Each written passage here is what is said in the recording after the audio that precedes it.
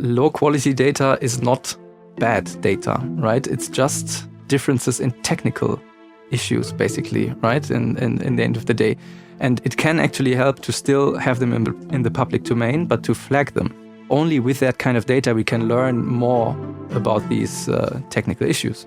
Ask Different, the podcast by the Einstein Foundation. My name is Marie Röder and I'll be your host today.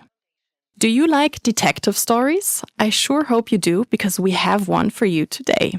It's a story where someone follows small clues to uncover a hidden problem. In science, this kind of careful investigation happens all the time. And sometimes the clues are hidden in something very small, tiny irregularities in large data sets. Our guest today works exactly on that. His name is Dr. Maximilian Sprang, and he studies errors in genomic data, the kind of errors that can quietly influence scientific results.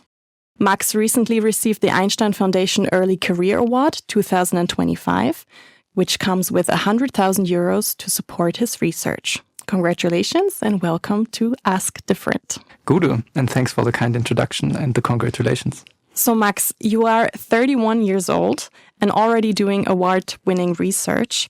If you had to explain your job to your 12-year-old self, what would you say a bioinformatician really does?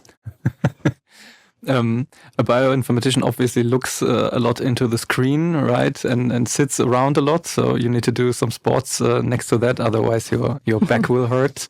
But other than that, what a bioinformatician does is look at large amounts of data that, like you say so nicely in the intro, that in which you can discover a lot of secrets, right? And especially in genomic data, that is very cool, and that is also would have already interested my 12-year-old self already, right? Because I had a very early interest in science, and in genomics, it's so cool to investigate this because it's the basic or the basis of all life, right? And especially what we do is functional genomics, right? So we look at the function above the DNA, right? So we don't look at the genome itself, but what the genome does. And I think that is especially intriguing because there's a little bit more action in that. Let's say it like that. We're going to delve into what you do exactly just in a minute. But before, I want to ask you, you just received the Einstein Foundation Early Career Award for your project, which is called Erring Rigorously. What does this award mean to you, and what will it help you to do in your research? I mean, it means a lot to me because it was basically the project that I proposed there is the natural extension to my PhD thesis, right? So I already put in a lot of effort and a lot of time. I plan to stay in academia, right? And so it is kind of essential to early try to show independence, to early get, let's say, these awards, right? Or this kind of recognition because it helps you to set foot in the academic world, right? And I always wanted to be a researcher, right? I already mentioned that earlier. And so it means a lot to me and I'm very thankful. And also I think it's very cool that there is this award that is focused so much on quality control and research about research and stuff like that, because it is very important and a lot of people talk about it nowadays. It gets more and more, luckily, but there is not a lot of initiatives that really go that way. And that award does that, and also the BIH with its Quest Institute. So it's very cool. Thanks for that. So we want to look at what your research really does. Let's imagine a situation from medical research. A team studies cancer patients and they sequence RNA from tumor samples and compare them with samples from healthy people. Mm-hmm. Their analysis finds hundreds of genes that seem to behave differently. At first, this looks like a major discovery, but when another research group tries to repeat the experiment, they cannot reproduce the results. And the problem is not necessarily the biology, it is the data. This is where your detective work begins. So why can sequencing studies sometimes produce results that look convincing at first, but later turn out to be unreliable? Oh, that's a very hard question. That's what we're known for. Yeah. And it's actually, this is basically the question that we ask with this project or with this chain of projects. Because a lot of these differences, right? So when you see differences in quality or when you have these batch effect is a typical word that you hear very often. So where you have differences between repeated experiments, even though they would be from the same lab sometimes. And the root cause for these differences can be very different. It's very heterogeneous by itself, right? And that's why it's such a hard problem also to build, for example, software that tries to correct these errors or to integrate data from different sources. Because the sources for this, they can be myriad, how you say, right? So there is like the typical thing in a batch effect, for example, is you have two different handlers that do the same experiment, or even one handler, but they do it on different days. And then the external environment could be a bit different, or you could use different batches of chemicals to do the same experiment, right? And all these things, even though they look very small and they are not connected to biology at first look at all, they will introduce differences in the signal that we get out with the sequencing assay, and therefore then can skew the analysis that we do, and then also introduce these reproducibility errors that you just mentioned, where if you repeat the experiment in a completely different environment, right, in a different lab, for example, or with a new set of cells, then even more, because then you also have biological differences on top, right? Then likely, or sometimes you won't be able to reproduce, or you will have very different results and then have to try to pick together the pieces and see, okay, what is our overlap here? Can we at least look at this? And this, for example, is also very like the most simple strategy to deal with that, and is often done. Okay, before we go deeper into the problem, let's briefly explain what genome sequencing actually is. Think of your DNA as a big library. The books in this library are the genes. Every cell in our body reads different books depending on what it needs to do. When a cell reads a book, it makes a copy of it. The copy is called RNA. Scientists can collect these RNA copies, for example, within our tissue or blood cells. This RNA is then put into a sequencing machine. The machine reads small pieces of genetic information, and a computer puts all these pieces together again. Which genes are active, which ones are inactive at the same time. These modern methods are called next-generation sequencing, or NGS. It is available since the 2000s and is now also used in medicine. RNA sequencing can answer how something like a mutation changes the behaviour within a cell. This is the basis for doctors to find the best possible treatment for patients. Okay, so what I've learned so far is sequencing technology offers powerful insights into how our cells work, but the process involves many steps, and each step can introduce small differences into the data. So you study errors and biases in sequencing data. Where in the process do these errors usually appear? Yeah, I would say they appear everywhere, actually. And depending on what you're interested in, you need to look at different steps, obviously, in this pipeline.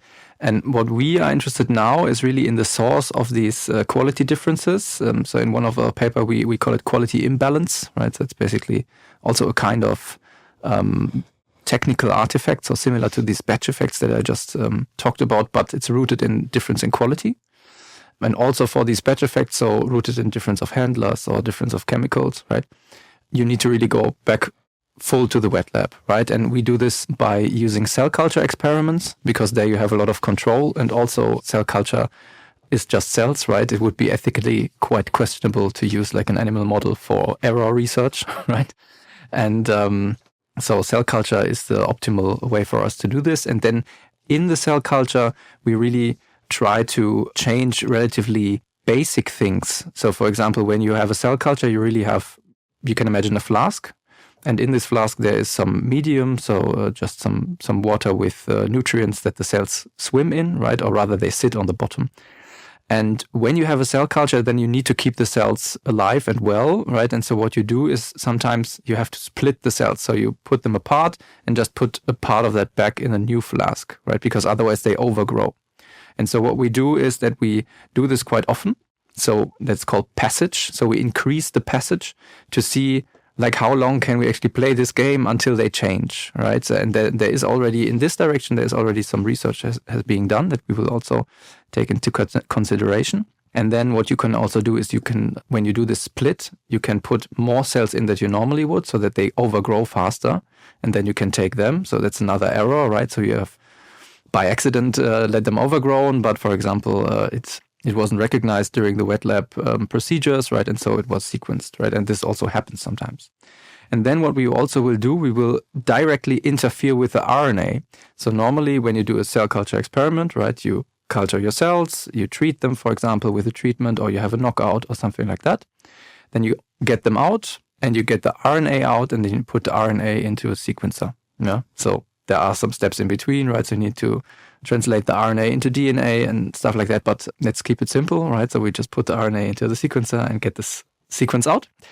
And what we do here in between is interfere with the RNA also directly. So we cut them into small pieces, right? And then we compare the downstream chemistries that are used to bring the RNA to the sequencer.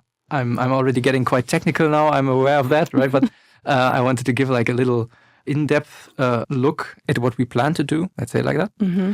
But the quintessential thing here is just we really go back full in the wet lab. And here we introduce changes or perturbations that all down the line will have a quite strong impact, or at least we expect that we will see, right? Perhaps it's not the case, but I'm quite sure it is. Then to come back to the original question where these things all can be introduced, in all these downstream steps, so some of them I already mentioned, right? There can also be errors introduced, right? So when we try to introduce errors so early, we need to be very vigilant and have very strong and stable downstream pipelines to work with, right? And luckily, this is the case with the lab partners that I have. And they have established this experiment quite well. And that also has the positive side effect that we can reuse old data from them. So we have not only the new data that we can generate with the money from the Einstein Foundation, but also we have older data that we can then also take into account.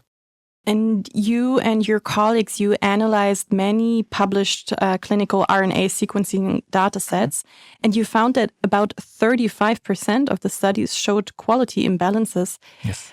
What exactly does it mean? And were you surprised that this number was so high? Yes, we were surprised by that. And I mean, like for us, in a way, that was good, right? Because we could have a fancy big publication. But obviously, this leaves a lot of question open, right? Because all these data sets were really clinically relevant, we call it in the paper, right? So they were from actual patients, from actual hospitals, and it was always disease versus health, right? So it was really about the difference between a diseased tissue and a healthy tissue. And it was also not all cancer. There was a lot of cancer data in there, obviously, because it's the majority of the biological sequence data that's available. But we also have like other diseases like psoriasis, right? So like a skin disease and inflammatory skin disease. And then we have neurodegenerative diseases, especially in the bigger data set. So we had a downstream poster that did the same as the paper, but with double the data sets, right? So even though the data was so heterogeneous and so important, we still saw these 30%, right? 35 even in the bigger data set still, that had these strong quality imbalances, right? And the problem that we see here is, and we also point at that in the paper, and that's why also we want to do this downstream wet lab experiment, is that when you have these strong imbalances, right? So we are talking here about differences that are not rooted in biology, that are confounded with these groups, right? With the disease and the healthy group. And if you have that, then you will introduce false positive signal that you can mistake for biologically relevant signal, right? So in that sense, you would look at the cells and look which genes are differentially expressed, right? So the disease group has a higher expression of this gene, so you would expect this higher expression of the gene is part of the disease, right? Or perhaps a symptom. I mean, both can be true, right? But both would be relevant for you if you try to fight the disease. However, in that case, it's very possible that this high gene actually, or the difference that you see here, is rooted in the quality difference. So in this technical artifact. And then when you look at your data, you can not really be sure anymore if it's rooted in the actual biology, in the disease, or if it comes from the technical difference. And what kind of consequences does this have for, let's say, patients? I mean, Luckily, this is not the only kind of data that we have about a patient, right? So there's clinical data. There are physicians that look at them, right? So depending on the disease, the impact would not be so strong. However, nowadays more and more these sequencing assays, also functional assays, they come into the clinics, right? And what you, for example, have is molecular tumor boards where you look at exactly this kind of data and also look at historical data sets from this inside your house, right? So you have cancer patients from the last, I don't know, let's say 10 years, for example, and you aggregate this data, you look at it, and then you get a new patient with the same disease, with the same type of cancer in that case, and then you try to put them into subgroups, right? And then to decide the treatment, right? And then especially if you are looking at this historic data where you perhaps do not have the metadata or the context of all the experiments that were done, right? So when exactly was this data taken, right? Then this could be a problem, right? Because then you could face these quality issues and be not aware about them and then potentially make wrong decisions, right? And also when we look at public data where we do a lot of research with, potentially also clinically relevant because we look for biomarkers, for example, that we want to try to bring in a long time. It takes a long time, obviously, but into translation by to use as a diagnostic marker, for example. Yeah. Also here we face the same problem. So we look at these large data sets, right? And we use, for example, machine learning or statistical models to find these signals, right, that discern the disease from the healthy tissue. But if we face these quality imbalances or other technical artifacts like batch effects, right, and they skew our data, then this can also misinform us. Let's say it like that. I see. And you early on, you already talked about the solutions or the research you're doing to develop solutions. So I read about a software tool that's called SecuScora that you work on. What does this tool do? So SecuScora is a machine learning tool and it's supervised, right? So it's based on data that was labeled by humans. And we got this from the ENCODE project. So here, a big thanks to the ENCODE project, right? A very cool project in general. It's the biggest database for functional genomics that is there at the moment. And what they also have a lot of in-house quality control. They call it audits, right? So they basically automatically flag certain information about a given FASTQ file. So these are these sequencing files that you can upload there. And if there are too many of these flags, right, then an actual team of actual humans will look at it and then have the final say if these files will be released, so they are of fine quality, or if they will be revoked, so they are of low quality or at least lower. And the cool thing in ENCODE is that even the revoked files are still publicly available, right? And so this is perhaps a little takeaway message also for the people that hear this and that work in science. Low quality data is not bad data, right? It's just differences in technical issues, basically, right? In the end of the day. And it can actually help to still have them in the public domain, but to flag them, right? Because only because of that, this project was possible at all. And also only with that kind of data, we can learn more about these technical issues. So what we did is we have this labeled data set, and then we trained a machine learning algorithm to discern between released and revoked or high and low quality. Yeah. What you often do when you build a classifier like that, right, is that you just use it like that. So to classify yes or no. However, what we did is we take out the probability of this machine learning algorithm, right? So instead of getting out a 0 or 1, a yes or a no, we get out a number between 0 and 1. And this number we can use then to compare the samples in a given data set, right? And this gives us a bit more agency as humans to also make the decision ourselves, because otherwise it's just a cut at the 0.5. And this does not work very well because, I already mentioned it, that these quality issues, they are very heterogeneous. And so when you compare the score between multiple data sets, you also see a batch effect, right? So you cannot have like a global quality score that is always right. You need to always know the context. Otherwise, it does not work. And how does it work? Let's say you find that there is a problem or it's a messy data set. Is the sequencing data, should it be corrected, or is the goal mainly to detect the quality issues before researchers draw conclusions, let's say? I think it's a bit of both, right? And this also, again, depends heavily on context. If you have a lot of data, for example, right, then your biological signal will likely be strong enough that it's worth to integrate it, right, and put it together. If you have a small data set and you have one very strong outlier quality-wise, then it's worth to keep that out and focus on just the rest of the data. So for us, it was mostly about detection, but then in the downstream work, we used this score also quite often as the number it is to see if we see correlations, for example. So, for example, there are gene patterns that correlate with low quality. And some of this was known before, so it was also kind of a validation for our machine learning algorithm that it actually works, right? But also you can detect potentially new sets of genes that are likely to coincide with low quality, right? And if you see them, for example, then in your differential analysis popping up, then potentially you have to take a step back and look at the quality. Or use SecuScorer, obviously. I want to talk a little bit more about your new project that takes a particularly interesting approach. Instead of only searching for the errors in existing data, you introduce controlled errors. You already mentioned that in the beginning of the podcast. So this project is called Erring Rigorously, and you deliberately introduced errors into biological samples before sequencing them, if I understood correctly. Mm-hmm. So why is it useful to intentionally create these errors? This is actually well connected to the question before, right? If you just want to detect or if you want to correct. And that's where it's very useful to try to introduce these errors yourself, because then you can try to build methods to correct them, right? And at the moment, there are a lot of software solutions, let's call it like that, it's always a good word, for correcting batch effects, right? So, and some of them work very well. So, right, there's the surrogate variable analysis, SVA, and then there's a thing that's called Combat, very cool name. Very cool. Yeah.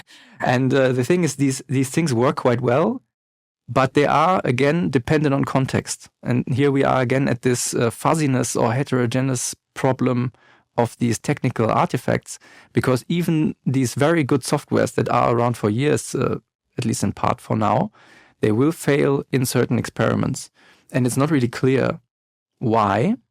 They sometimes work and sometimes don't. And also sometimes they work, but they work too good. So they overcorrect and then you lose biological information. And this is why it's worth to try and introduce errors yourself, because then you have more control on the situation or the context, right? And then you really know, okay, I introduced an error here or a difference here. We should pick this up with our software. Or if our software can't, then perhaps another can. And then we will try this, right? And then this gives us a bit more information about, like, what is the real source of these differences. And hopefully, when we know what is the source, we can potentially build better software to detect and correct them.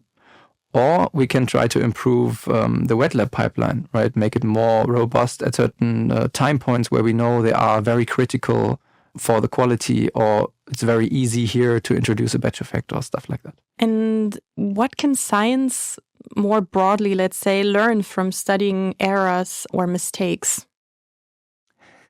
Almost a philosophical question, right? Yeah. Yeah, I think this also connects a bit to what I mentioned before, right? So if you actually put out the data that is faulty or that has errors, right, there's still biology in there, right? Except it's like completely broken, right? So sometimes that can happen, obviously. But if there are errors in the data, it doesn't mean the data is not good anymore, right? So data with errors is not bad data, right? So that's one thing that I really want to drive home here. And then I think if you learn about these errors, you will definitely have an easier time to not make them again. The better you know the context, the better you know the framework that you are working with, be it in the wet lab or be it in the computer, the easier you can use it well. Say it like that. I see. If you could change one thing about how the genomics community deals with data quality today, what would it be? I don't know. I think it would be being more open about errors, right? Because I know I have been working with in the wet lab myself for some time. Like my bachelor was in biology, right? So, and also in my master's, I did do some wet lab. And I obviously work with a lot of people in genomics, and both the people on the wet lab side as well as the people on the bioinformatics side will often opt to not publish broken data or to not publish certain parts of the data because it's not that beautiful, right? Or because it doesn't belong to the story well or whatever, right? And this is obviously rooted in the pressure to publish and then publish highly, right? And I think this is, in the end of the day, it will always be bad for science, right? Because we can also learn from not so nice data, and we can learn very well from our errors.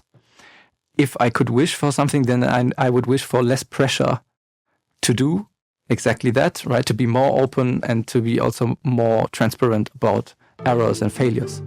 Thank you very much, Max Sprang. Thank you very much. Thank you for joining us today, and thank you for listening to Ask Different, the podcast of the Einstein Foundation. If you enjoyed this episode, subscribe and rate us, and join us next time. My name is Marie Röder. Ask Different, the podcast by the Einstein Foundation.